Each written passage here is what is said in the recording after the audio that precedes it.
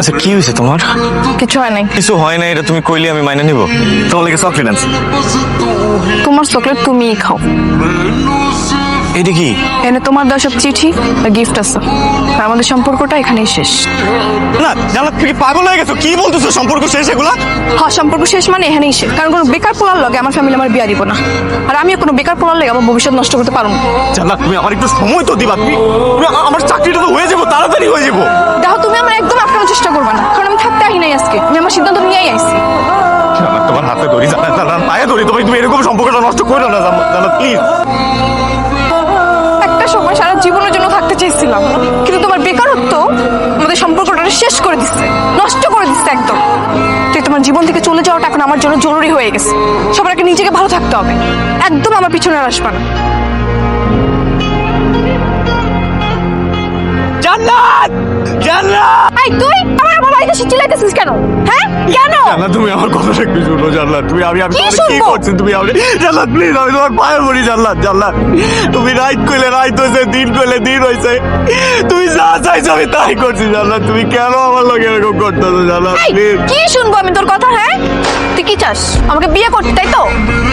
ঠিক আছে, যা, তোকে আমি বিয়ে করবো, কিন্তু তোকে বিয়ে করার পর আমি যখন বেটার কাউকে পাবো তখন তার কাছে চলে যাবো। তখন কি হবে? জান্নাত, আমি কোথাও যাবো না। জান্নাত, আমি তোমার ছাড়া কোথাও যাবো না। এই, আপনার চুপ করেন। জান্নাত, তুমি এখানে আসো। সুজনের সাথে তোমার যা ঘটেছে সব ঘটনা নির্ভয় বলো তুমি। সুজন আমার সবসময় বিরক্ত করতো, ওর ভয়ে আমি বাড়ি থেকে বেরোতে পারতাম না। তোমার একদিন হুমকি দিয়ে কয় আমি যদি ওর প্রস্তাবে রাজি না হই ওনাকে আমার মুখে এসিড মারবো, আর তাতেও যদি কাজ না হয় ওনাকে আমার ধর্ষণ করবো। এই জান্নাত, তুমি এগুলো কি কইতেছো? মানে কবে কইছে এইসব কথা? আর তুমি না আমারে ভালোবাসো? গার্মেন্টস সাহেব, আপনি কি ওর ফালতু কথা শুনবেন নাকি ওর গলায় জুতার মালা পরায়া ওরে পুরো গ্রাম ঘুরাইবেন? জান্নাত, তুমি কি চাও? আমি চাই আপনারা এরকম ব্যবস্থা করেন ও যেন আমার সামনে আর না আইতে পারে।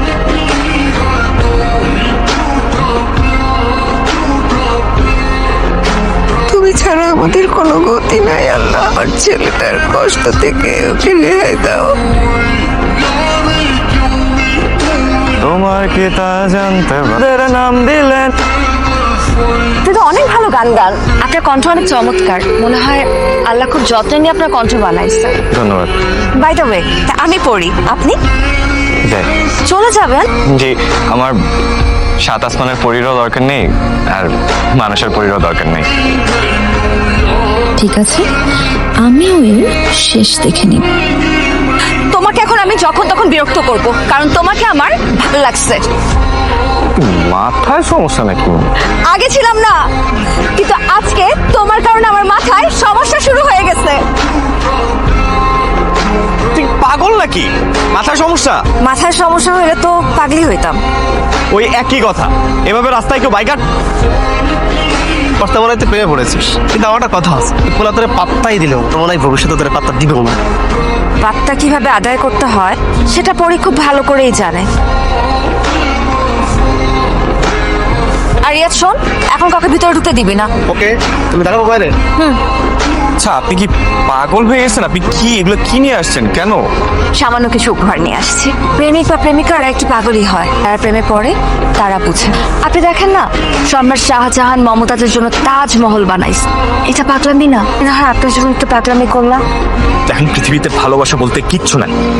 সবাই প্রথমে ভালোবাসা দিতেই আসে, তারা এমন ভালোবাসা দেয় সারাটা জীবন ঋণী হয়ে থাকতে হয়। আমার লাগবে না কিছু, প্লিজ আপনি এখান থেকে যান প্লিজ। আমি তো আর সবার মতন না, আপনি আমাকে একটু আপনাকে আমার বোঝা হয়ে গেছে।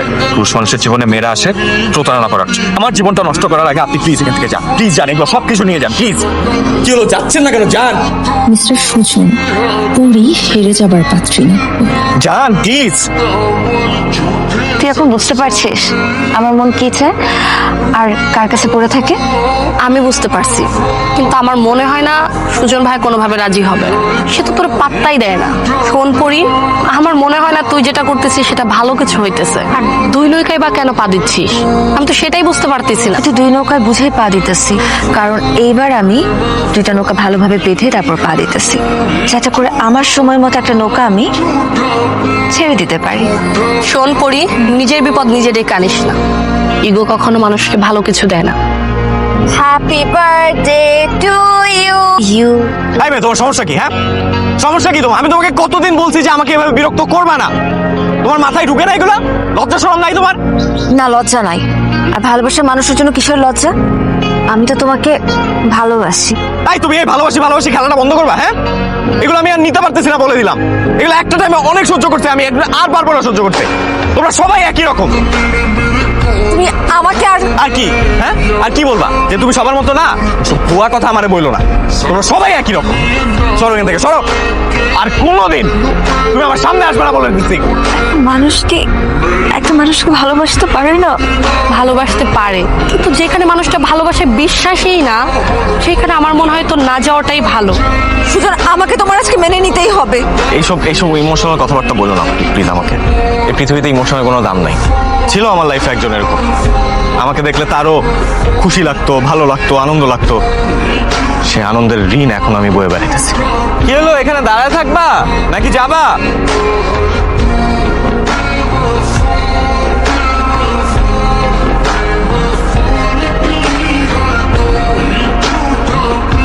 বাবা মা না সবকিছু জেনে গেছে, তারা আমার থেকে ফোনও নিয়ে গেছে, তাই আমাকে না জোর করে বিয়ে দিতেছে বাবা এখন। বিয়ে দিয়ে দিচ্ছে মানে? কি বলছো তুমি এগুলা? এই জন্য আমাকে শপিং করতে এখানে নিয়ে আসছি। তুমি প্লিজ কিছু একটা করো। আমাকে তুমি তো বলে নাই, রিয়াজকে বলছিলাম। দেখছো, রিয়াজ আমাকে কিচ্ছু বলে নাই। আচ্ছা ঠিক আছে। তুমি এখানে কেন আসছো?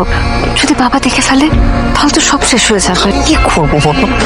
আমি আমি তোমাকে কোনোভাবে খুঁজে পাইতেছি না। তুমি নিজেও আমার সাথে যোগাযোগ করতেছো না।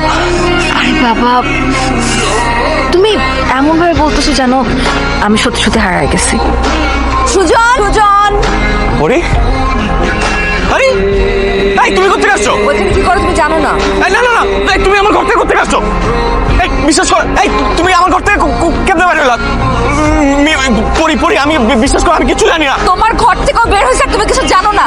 বিশ্বাস করো আমি কিচ্ছু জানি না। নাটক করতেছো। পরি পরি, আমি কিচ্ছু জানি না, তুমি বিশ্বাস করো। এই তুমি সত্যি কথা বলো না কেন?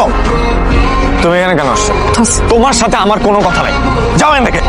ভাই, আমার মনে হয়েছে তোমার এই কথাগুলো জানানো দরকার। আমি ভাবছিলাম আমি বাবার সাথে ওর বিষয়ে কথা বলবো, আমার বিয়ে ক্যান্সেল করব, কিন্তু যেভাবে আমার ইগো হার্ট করতেছে আমার মনে হয় এখন ওকে ওর অবস্থানটা বুঝায় দেওয়া দরকার। আমানের সঙ্গে বিয়ে ঠিক হয়ে আছে, এই সব কিছু জানার পরেও অন্য একটা ছেলের সঙ্গে প্রেমের সম্পর্কে কিভাবে জড়ায়? আমি কি কখনো বলেছি বাবা আমানকে আমি বিয়ে করব না? তুই আমানকে বিয়ে করবি, তাহলে ওই ছেলে? প্রেম করলেই যে তাকে বিয়ে করতে হবে এমন কথা কি পৃথিবীর কোথাও লেখা আছে বাবা? এসব কি বলছিস তুই? সবকিছু জেনে শুনে একটা সহজ সরল ছেলের সাথে প্রতারণা করবি? পৃথিবীতে প্রতিটা মানুষই নিজের সুখের জন্য সব কিছু করতে পারে, আর আমিও আমার স্বার্থের জন্য সব করতে পারি বাবা। তুমি আমানের সাথে আমার বিয়ের সমস্ত আয়োজন করো, বাকিটা আমি দেখতেছি। তোকে আমি যেটা বলতেছি তুই সেটা কর। তুই আগে থেকে ওর বাসায় যেয়ে লুকায় থাকবি, বাকিটা আমি বুঝে নিব।